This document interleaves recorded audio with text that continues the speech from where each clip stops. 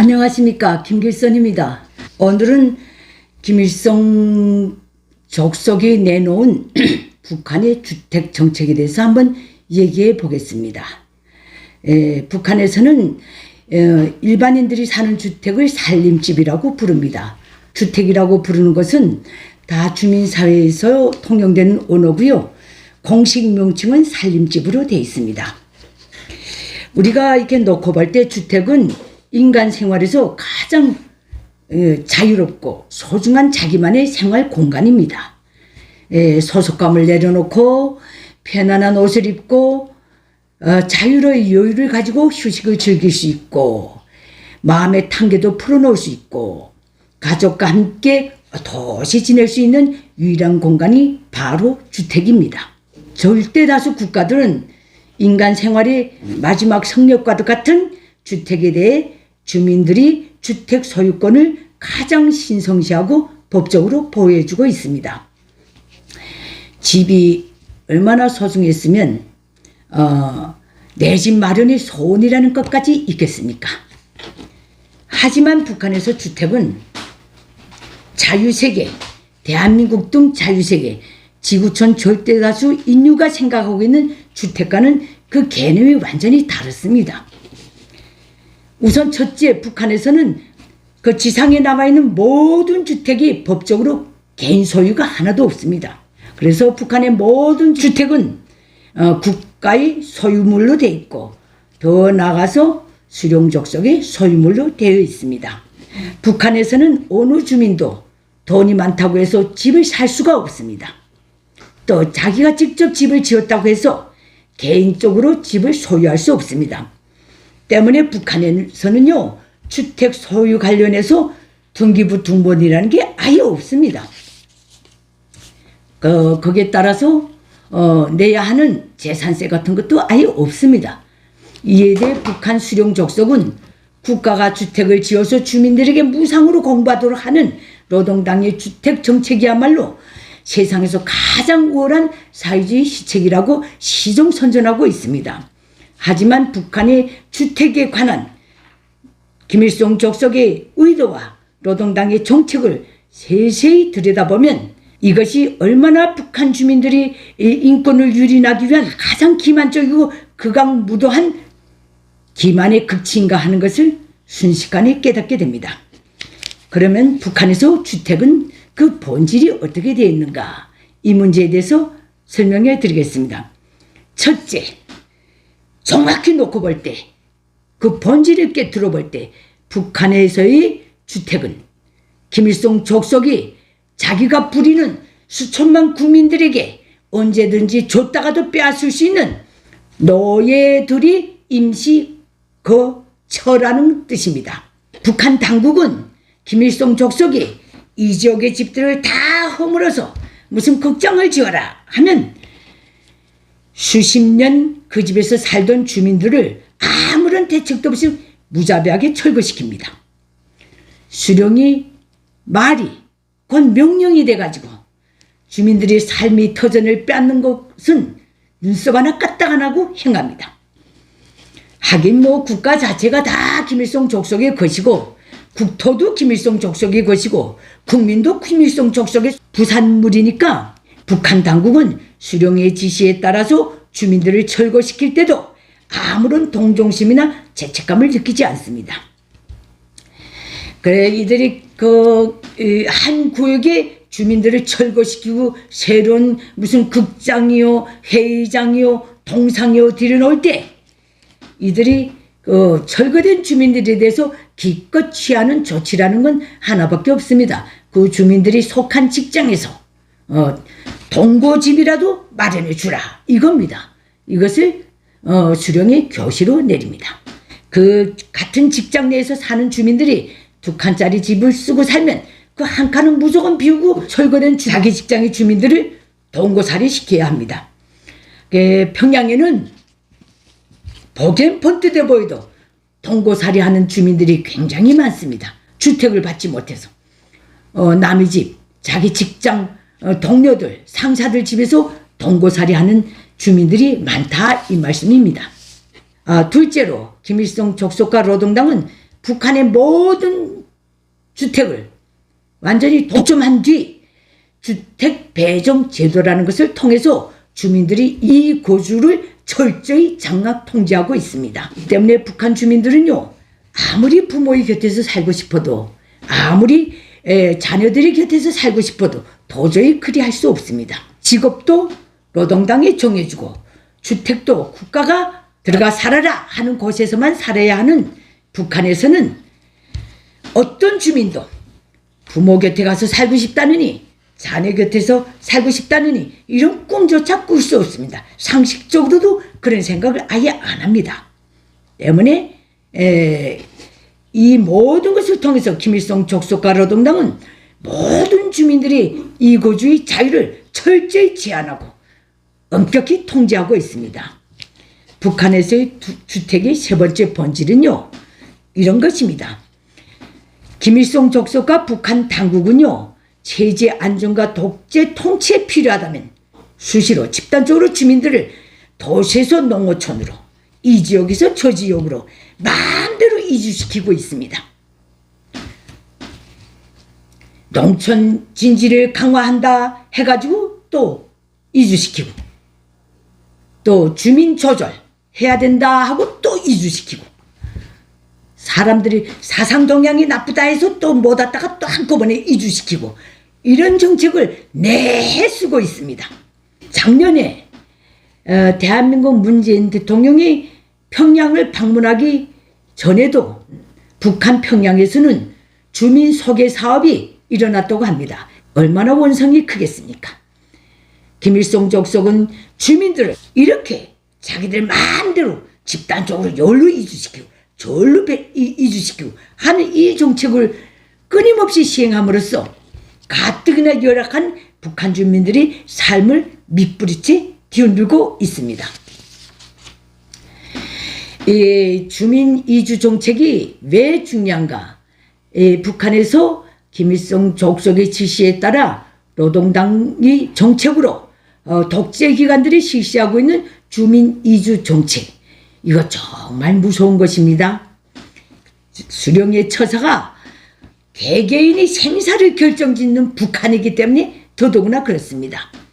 이 때문에 북한에서는 수령 족속이 살고 있는 평양이라든가 독재체제 지지 기반으로 되어 있는 지역에서 살고 있는 주민들일수록 소위 믿을 수 있는 인민으로 분류되는 것입니다.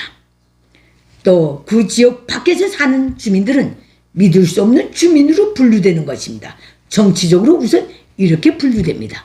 때문에 평양이나 그 평양시에서 살던 주민들은 다른 지방으로 이주해 나갈 때는 완전히 삶을 포기하는 심정으로 나갑니다. 내가 수령이 믿을 수 없는 주민권에 들어가느나, 이것이 그들이 생각의 밑바탕에 있는 것입니다. 또 경제적으로 놓고 볼 때 평양에서 살거나 수령 족속의 통치체제 기반으로 되어 있는 지역에서 사는 사람들과 그 밖의 지역에서 사는 사람들은 국가가 먹여 살려야 될 인민, 국가가 먹여 살리지 않고 방치해도 되는 인민으로 분류되는 것입니다. 이 얼마나 심각한 문제입니까? 그래서 이 모든 북한 주민들이 특히 평양에서 이주당하는 주민들, 또 지방의 주민들, 평양에서 사는 주민들, 이것은 다 한결같이 정치적, 경제적 명분이 있는 것입니다. 정치적으로 믿을 수 있는 군중, 믿을 수 없는 군중, 경제적으로 놓고 볼 때 국가가 배급을 줘서 맥을 살려야 될 군중, 국가가 전혀 책임지지 않아도 되는 군중으로 이렇게 갈리는 것입니다. 이에 대해서 단적인 신뢰를, 이건 정치망명자였던 고 황장엽 선생님도 증언한 것입니다. 그때 당시 나도 평양에 있었기 때문에 이 지시를 정확히 들었습니다. 1995년 중순에 김정일은 이런 지시를 내렸습니다. 지금 저 한북도, 장항도, 이 함경 남북도 이 지역의 주민들 식량 배급을 보급하지 못해서 주민 여론이 아주 나쁘고 이 범죄 행위가 말도 없이 많이 일어난다. 이런 보고를 받고 김정일이가 뇌까린 한마디가 있습니다. 평양 시민과 노동당과 군대만 있으면 우리 사회주의 주체적으로 얼마든지 지킬 수 있다. 함경남북도 인민을 다 버려도 아무 끄떡이 없다. 이렇게 일말의 죄의식도 없이 내깔았습니다. 이것이 바로 말하자면 평양에서 사는 주민, 독재체제 지지 기반으로 되는 지역에서 사는 주민과 기타 지역 주민들을 보는 수령적석의 관념이라고 보시면 될 것입니다. 또 북한에서의 주택의 본질을 네 번째로 꼽는다면 이 주택은요, 김일성 족속이 저들에게 충실한 충신들에 대해서는 국가 재정과 국가 노력을 동원해서 고급 주택을 지어서 선물로 하사할 수도 있고, 또 자기한테 역행한 과어르범한 사람들에 대해서는 자기 권위와 소위 지시에 도전한 그 기득권에 대해서는 무자비하게 본인뿐 아니라 형제 친척들까지도 그들이 살고 있던 주택을 빼앗고 상간오지로 추방시킬 수 있는 그런 개념입니다. 말하자면 선물로 줬다가도 주택을 임의의 순간에 눈에 거슬리면 얼마든지 빼앗을 수 있는 것이 바로 북한의 주택입니다. 우리 선물이 뭡니까?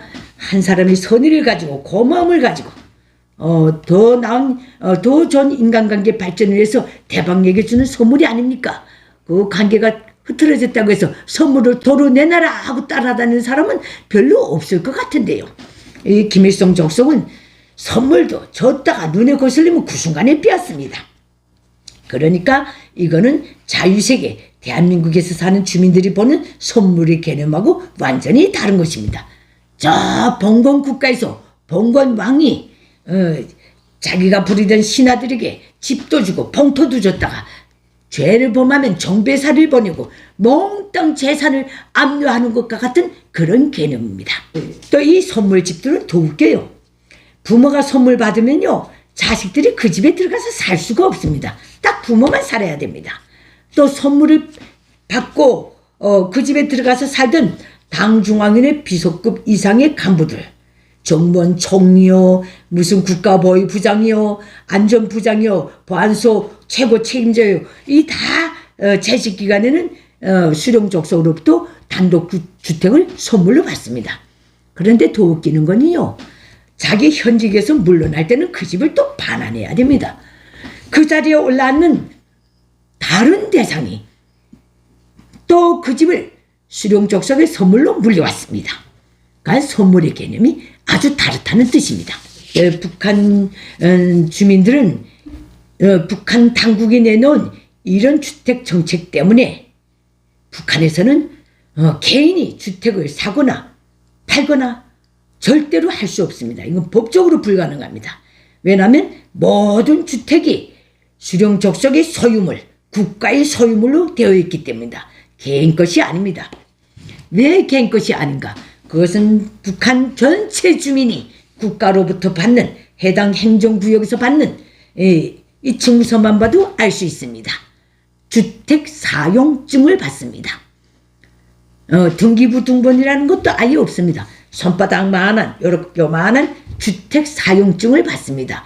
너는 국가가 여기서 살라는 기간에 이 집을 사용할 권리만 있다, 그 뜻입니다.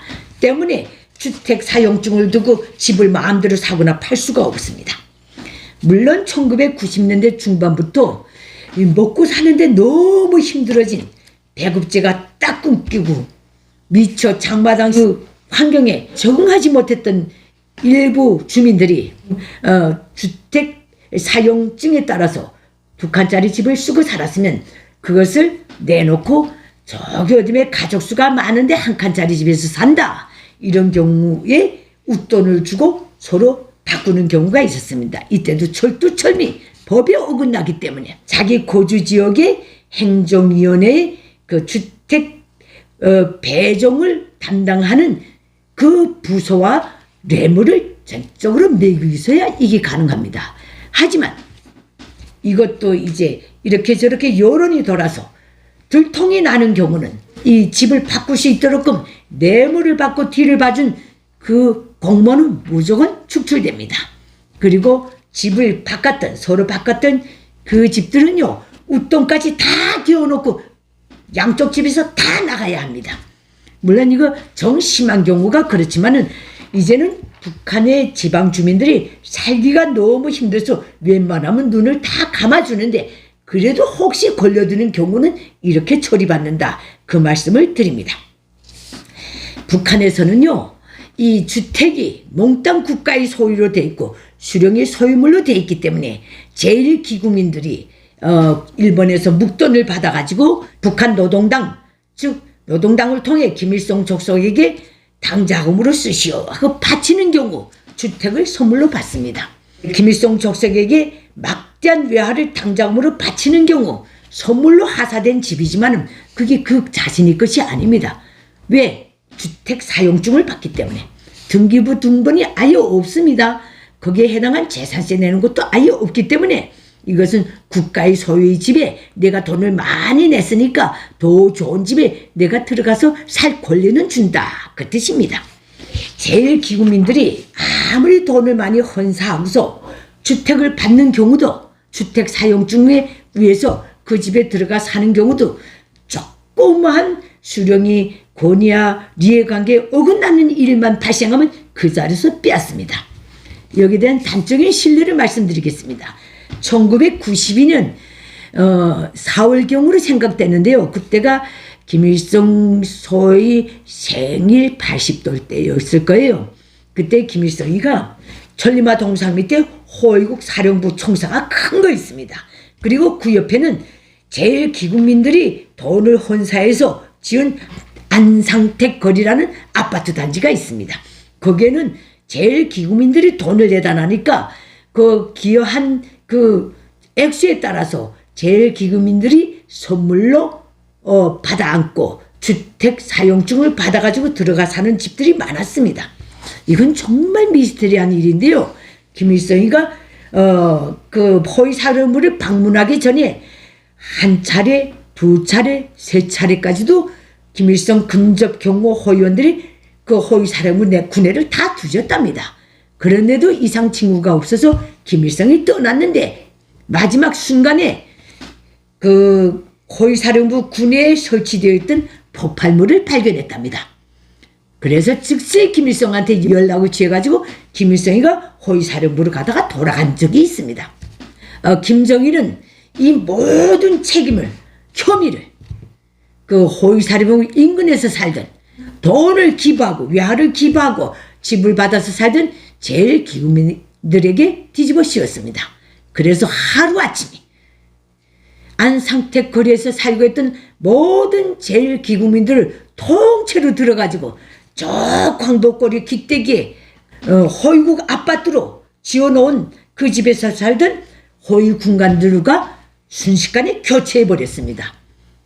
평양시 중심에서 살겠다고 숱한 돈을 외화를 기부하고 거기에 들어가서 살았던 제1기국민들이 돈도 다 떼우고 하룻밤새 이주했습니다.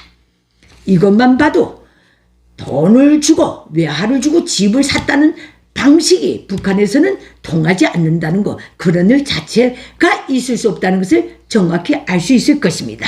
이제까지는 북한에서의 주택의 본질, 즉 살림집의 본질에 대해서 말씀드렸습니다.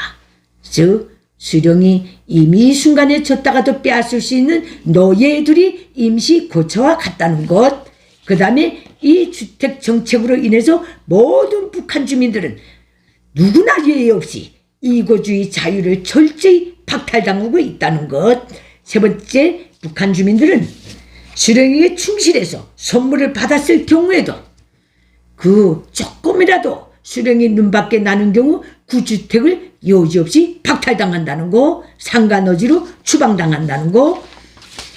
그 다음에 이제 김일성 족속은 이 모든 체제 안정과 독재 통치에 유리하다고 판단되면 주민들을 마음대로 철거시키고 마음대로 이리저리 옮겨 놓을 수 있다는 것, 북한 주택의 본질이 여기에 있다는 것, 이것을 말씀드렸습니다. 그 다음에 이제 무슨 말씀을 드리고 싶은가 하면 북한의 주택 배정 시스템은 어떻게 되어 있는가, 주택 배정 시스템 원리적으로 어떻게 되어 있는가, 이 문제에 대해서 간단하게 말씀드리겠습니다.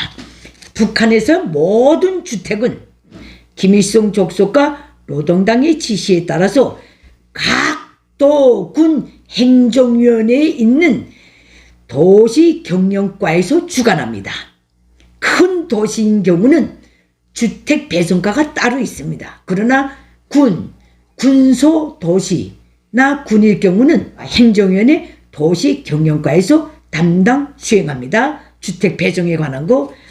또 김일성 족속을 제한 모든 북한 주민 김일성이 선물로 받았건 어떻게 받았건 관계없이 해당 거주지 행정위원회 도시경영과 혹은 주택배정과를 통해서 주택사용증을 받게 되어 있다는 거. 주택사용증을 발급받아서 그 집에 들어가서 살게 되어 있다는 거. 요걸 말씀드립니다. 김일성 족속의 선물로 하사된 주택인 경우도 해당 거주지 행정위원회 주택관리과나 도시경영과 등에서 나름 구체계는 법적인 문건인 거예요. 주택사용증을 발급받아야 살 수 있다는 거. 또 북한에서는 힘있는 단위 또는 공장기업소에서 자체로 자기 구성원들이 주택 문제를 해결하기 위해서 집을 지었을 경우도, 저들 노력으로 집을 지었을 경우도 그 모든 것을 국가에 보고하고 넘기고 해당 거주지 행정위원회의 주택배정과나 도시경영과를 통해서 주택사용증을 받아서 배포해야 한다는 거. 이 문제를 알려드립니다. 또 북한에서는 도시에서 지방으로 발령되거나 지방에서 도시로 평양으로 스카웃되거나 이런 경우에도 자기가 쓰던 집을 국가에 내놓고 다시 배치받은 지역에 와서 이런 공정을 거쳐서 자기가 배치받은 지역의 행정위원회 소속의 주택배정과라든가 도시경영과를 통해서, 이거 대도시인 경우는 무조건 주택배정과가 들어가 있습니다. 그러나 군소시군에는 도시경영과가 이걸 다 취급한다는 거 재산 말씀드립니다.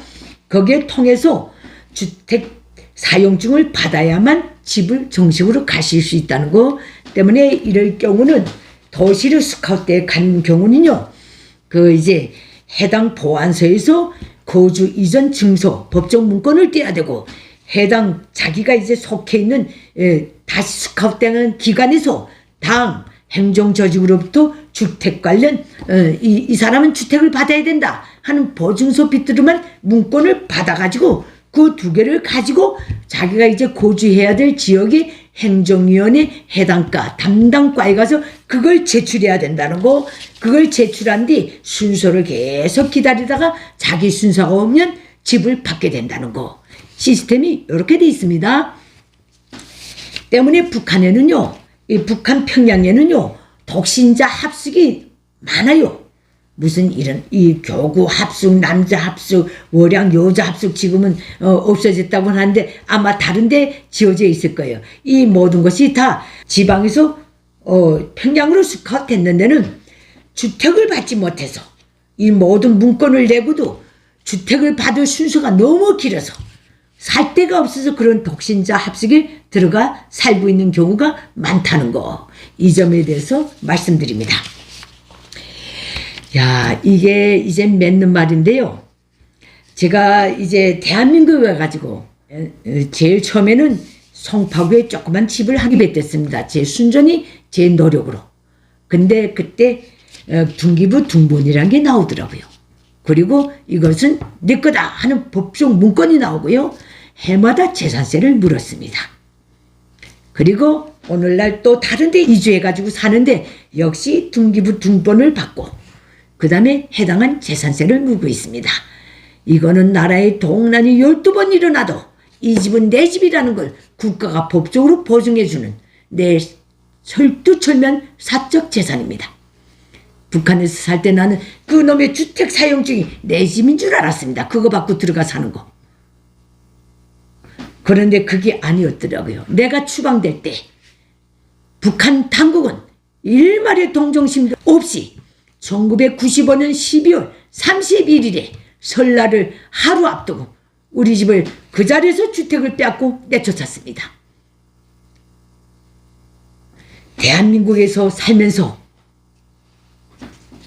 여기에 대해서 곰곰이 생각할 때마다 억울합니다. 대한민국 국민들 얼마나 행복합니까? 물론 자기 집을 사는 그 횟수가 길 수도 있습니다. 그러나 여건이 되면 자기 집을 살 수 있다는 권리가 있다는 것이 얼마나 행복한 일입니까? 우리 북한 주민들은 언제쯤이면 자기 집에 해당한 등기부 등본을 가지고 재산세를 꼬박꼬박 내면서 자유롭게 자기 사적 재산을 가지고 살 수 있게 될까요? 감사합니다.